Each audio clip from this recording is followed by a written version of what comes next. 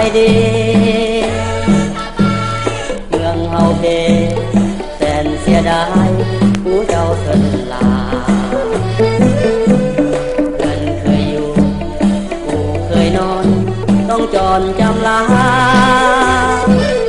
ป้าไทยป้านา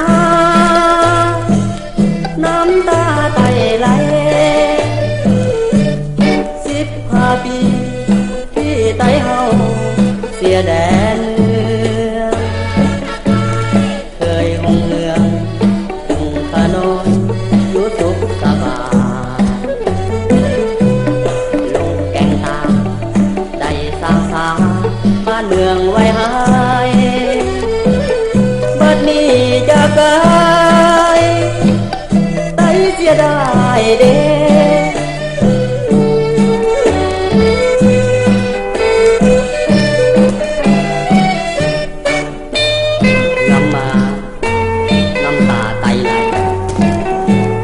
เมื่อจากไก่ผู้เจ้าเสลาอบพยพลบหนีไฟลีมาไต้ดำตัวหนางำหาจุมือจุวัน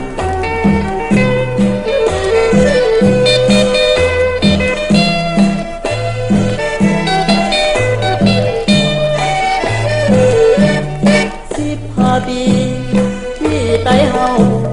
ห่างแดนดิน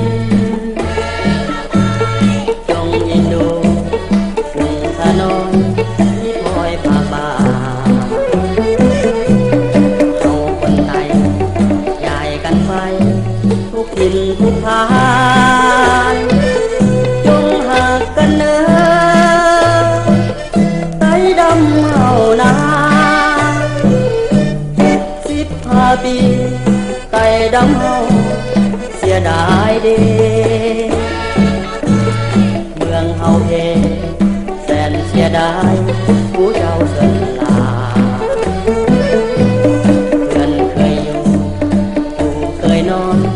ต้องจรจำลาป้าไทยป้านาน้ำตาไตไหล15 ปีที่ไต้เฮาเสียแดนเมืองเคยหงเหืองหงพานอนอยู่สุขสบายลงแก่งตาได้สร้างสาบ้านเมืองไว้ให้บัดนี้จะเกยไต้เสียดา